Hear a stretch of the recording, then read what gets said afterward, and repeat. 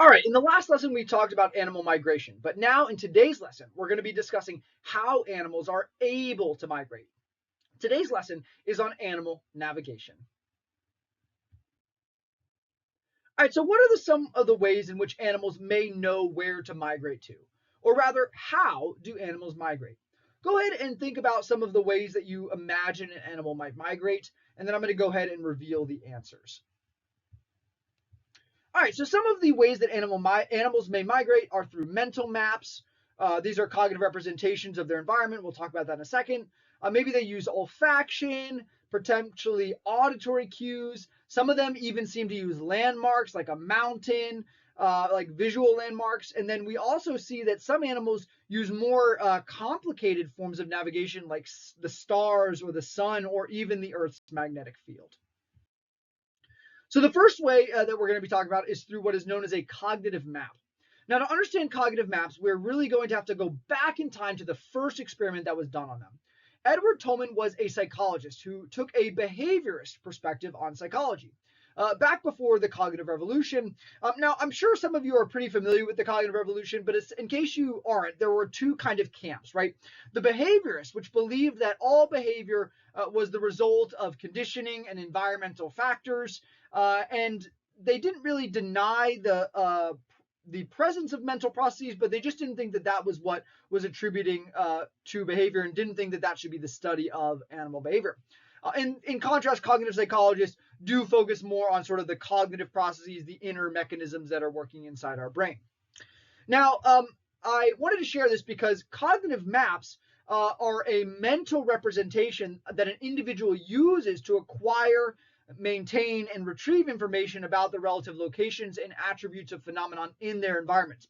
And the presence of them would suggest that mental processes are indeed important and that behavior may not simply be the result of associative learning or conditioning. And so, to test whether animals had mental maps, Tolman devised a very simple but brilliant experiment. He placed rats inside of a tea maze and then placed the cheese at various locations inside that maze. In one group, which we see here on the left, called the response learning group, the cheese was always placed in the arm that was to the left of the rat.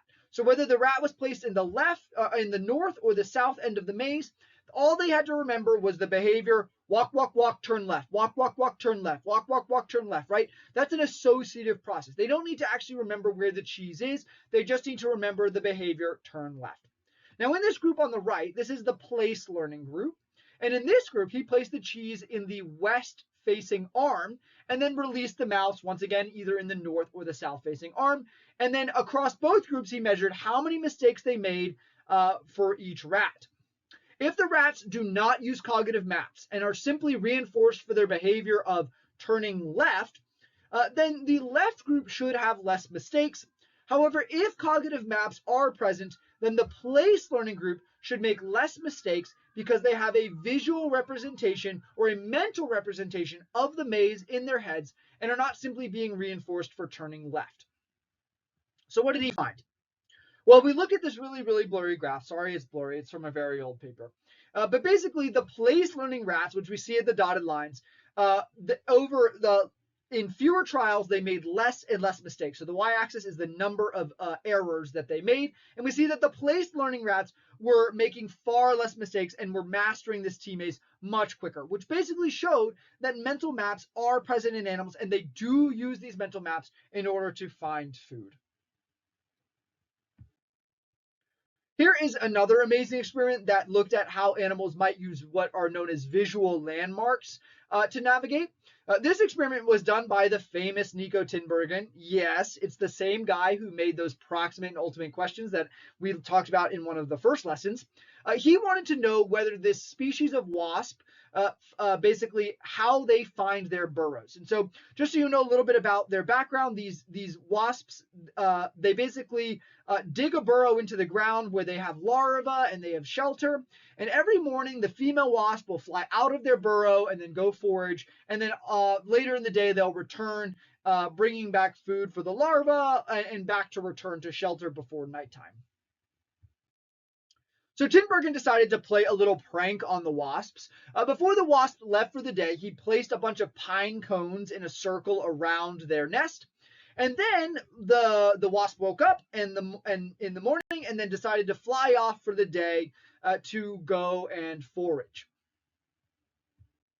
Then, while the wasp was away, Nico Tinbergen took those pine cones and he moved them away from the burrow just to the left of where the burrow was.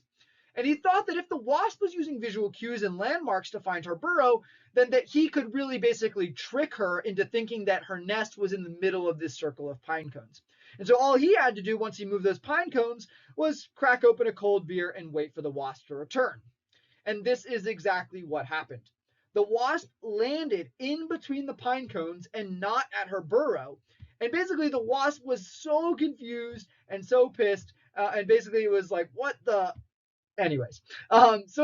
So this probably ticked the wasp off a little bit. Tinbergen showed through basically a bunch of other controls that these wasps are using visual landmarks to remember the location of their burrow.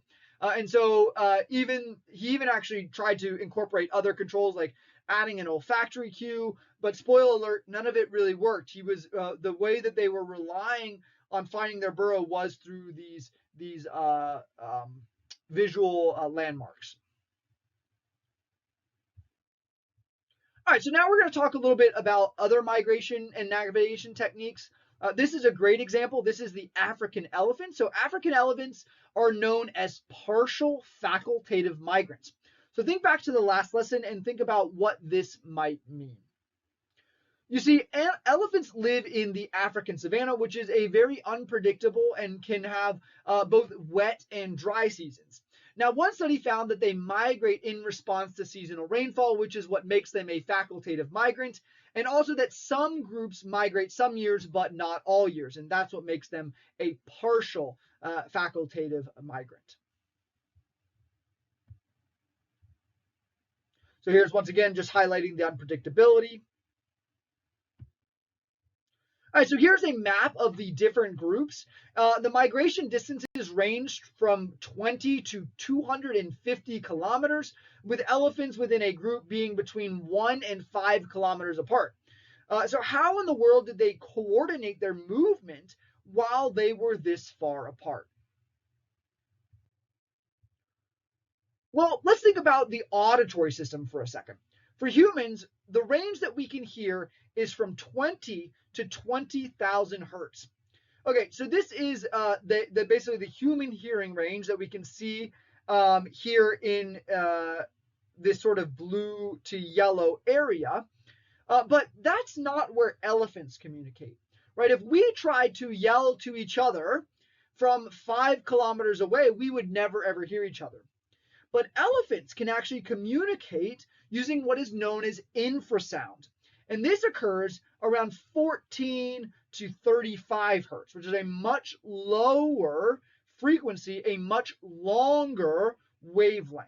And so why is this important? Well, infrasound is characterized by very, very long wavelengths.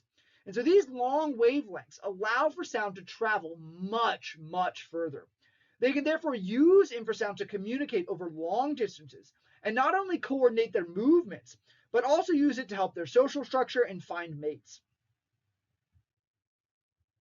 So for example, this is just a visual representation. The elephants could be up to 5 kilometers away, but they're still able to coordinate their movements just like this through the use of infrasound. Additionally, they might also use it to attract mates, right? So if they're very far away from their potential mates, a female who goes into estrus or into their reproductive cycle may start calling an infrasound to allow other bull elephants to come through and find them. All right, so far we've discussed a lot of terrestrial migration, but what about animals in the open water? When you're underwater, there aren't a lot of visual cues or landmarks to go off of, and things like olfaction don't always work the same, although we will go over an example where they do use olfaction. There's no street signs directing animals where to go, and they can't simply call an Uber to get them to their destination. although I'm going to steal this joke from one of my friends, Lewis, who studies migration in flounders and in sea turtles, and he thinks a better name for Uber would actually be called Scoober, but maybe that's just Lewis, a nice little pun on the term Uber. But basically, animals in the water don't really always have these kinds of cues that terrestrial animals have. So let's look at another way that animals might migrate in a species known as the coho salmon. These salmons are anadromous, which means that they live in the ocean or deep lakes, but they can also swim up freshwater streams to spawn and reproduce. This process usually happens at around 3 years of age, and they always return to the same river that they were born in order to spawn. So how in the world are they able to do what is known as natal homing, right? So the natal homing is the behavior where you migrate back to the river that you were born in. How do they do that? Well, the answer is that they use both olfactory cues and magnetic cues. But today we're going to focus only on the olfactory cues. So there's this really clever experiment that found out that they use olfaction. And the way they did this is they took two different type of salmon fingerlings, which are the fingerlings are just basically newly hatched salmon, these baby salmon. And they divided them into two groups. Half of the salmon were imprinted with a non-harmful but really, really smelly chemical, and the other half were imprinted on an area that did not have this chemical. They then took these groups, and once they were older, they released them into a nearby lake. And then for the imprinted salmon, they released the same chemical from the mouth of a river. And then in half of them, and in the other half, they didn't release the chemical. And then they did the same thing for the non-imprinted fish. So half of them got the chemical released from the river, and half of them did not. And then they basically tracked each of these different types of fish and where they migrated to. And so here's a visual representation of how each individual grouping migrated. So you'll see on the left, these are going to be the fish, the two groups on the left. These are going to be the fish that were imprinted with the chemical, and the two fish on the right were those sort of control group where there was no imprinting on this chemical as babies. And basically what they did is they wanted to see that when they released that chemical from that red arrow, right, that's the mouth of the river, they wanted to see if the fish would respond to that chemical and swim up that river. And so here's what each group of fish did. So let's go ahead and watch this happen in real time. All right, so you see that only the fish that were imprinted with the chemical in the group where they released the chemical from the river did those fish actually stop and swim upstream up that river. And so that shows us that they were using olfactory cues and imprinting on those olfactory cues at birth in order to find the mouth of the river that they were born in and then swim up it to reproduce and spawn. Now, some animals take navigation to a whole new level. They can actually sense the Earth's magnetic field. Birds, turtles, and even some insects are able to use these invisible maps that humans cannot see or sense in order to orient and migrate over thousands of kilometers. Once again, humans cannot sense the Earth's magnetic field, so this really type of navigation is quite foreign to us, and we don't really fully know how it works.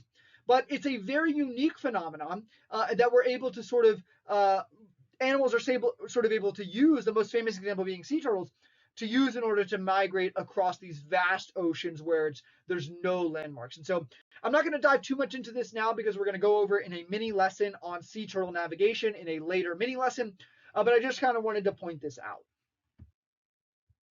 Now, the last form of animal navigation we're going to talk about are sun and star compasses. So just like explorers from hundreds of years ago, they would use the sun and the stars to guide their travels around the world, some animals, mostly birds, have been shown to use this ability as well. So first, let's focus on sun compasses. I hope everyone knows by now that the sun rises in the east and sets in the west. Therefore, depending on where you are and where the sun is in the sky, an animal can know which direction it's heading in. And we know this because of an experiment conducted in a species of bird known as the European starling. So basically what they did is they placed these birds in an arena, and then they put 4 different boxes, one to the north, one to the south, one to the east, and one to the west. And they only put food in the bin that was in the east. And so in the first group, what they did is they basically trained the birds to respond to certain times of the day, that they could respond and fly and find the eastern facing box in order to find food. But then they did this really, really cool manipulation. They took a mirror and they reflected the sun so that it was on the opposite side of where it was supposed to be. And then they measured where the birds flew to. And it turns out that they actually flew to the western facing box because they thought where the sun was in the sky, that was the box with food. And so this really shows that they were relying on this visual placement of the sun in the sky in order to find food successfully. But it's not exactly that simple. As you can look at the sun, but there's also a element of time of day, right? So to use the sun as a compass, there also needs to be coordination between visual cues and also the animal's circadian rhythm. To test this, experimenters used a methodology known as clock shifting. So to do this, birds were placed inside of an enclosure with no access to outdoor light. They were then given an artificial light that was sort of meant to mimic their sun settings, and it would go on and off at different times, basically tricking the birds into thinking that it was different times of day. Then these birds were then taken outside, and even though the sun position was real and they were outside, they still made mistakes because their circadian rhythms were all out of whack. You see in the bottom right that just a 6-hour clock shift caused them to think that they were flying south, but in reality, they were flying east. Now, the sun isn't the only reliable indicator of where you are in the world, though. Is anybody here in this class into astrology? It's okay. I'm not going to judge. My friends love astrology. I'll be having like the worst day possible, and they'll tell me something like Saturn is in the microwave or something like that. And I'm like, yeah, that makes a lot of sense. I guess I would be upset if you put me in a microwave too. But some animals are also really into astrology, and they can use the stars to navigate along their migration.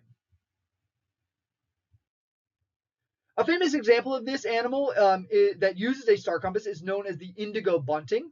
This species of bird spends its summers in the northeastern United States, and then like old people they do when they retire, they travel to Florida or the South for the winter.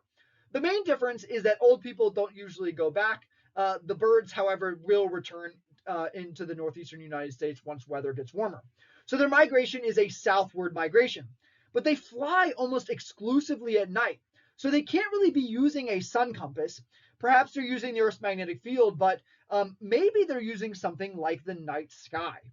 But I beg the question, how in the world could we test if an animal is using the stars? Take a second and think about how you could get creative with that methodology. All right, if you don't have an answer yet, go ahead and pause, but it's okay if you don't. It's a really tricky answer, but it's one of my favorite experiments, so I want to talk about it. They can use a planetarium, right? So basically, this is one of the most innovative experiments I've ever heard of. I'm still in awe of it, honestly. What researchers did is they put these birds in a huge planetarium and were able to manipulate the night sky around them. I can't get it right. I think it's wild. But maybe I'm the only one. But really, truly, it's just an ingenious experiment. And what they did is they put the bird in the planetarium where they were supposed to, and then when they were supposed to migrate south, and they were able to rotate the night sky around the birds and see the direction that they flew in. And so ultimately, they found that when the stars were completely flipped 180 degrees, they were able to trick the birds into flying north rather than south. But they took this a step further. They actually did some manipulation to see what in the world the birds were looking at. And so one manipulation was they took the North Star out of the image entirely, and they were able to still fly south. So they weren't relying on the North Star. They instead, what they did instead was they then left the North Star in, but then removed some of the patterning of stars around the North Star.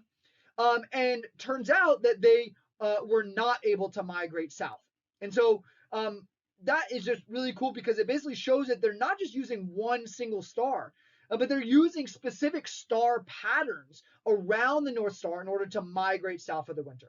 I can barely find the Big Dipper when I look outside at night, but these birds are experts and they can actually identify constellations and fly in the direction of those constellations. I love this example because it really, really highlights how animal behavior researchers can get creative with methodology in order to test their big questions, something that you all just got experience doing when you were completing your group proposals. All right, so let's pull this all together.